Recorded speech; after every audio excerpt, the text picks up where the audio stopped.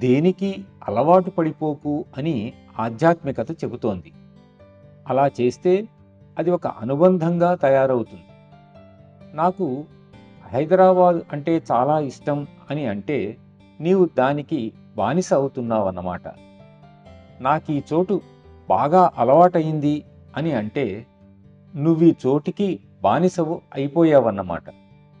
నాకు ఉదయపు వేళ అంటే ఎంతో ప్రీతి అని అంటే నువ్వు ఆ వేళకు బందీవన్నమాట. కనుక ఆధ్యాత్మిక సాధనలో మనుషులకు, ప్రదేశాలకు, వస్తువులకు అలవాటు పడిపోకూడదు. వ్యక్తులన్నా, వస్తువులన్నా ప్రేమ ఉండవచ్చు. కానీ అవసరమైనప్పుడు వాటిని ఏ మానసిక బాధ లేకుండా వదిలిపెట్టగలగాలి.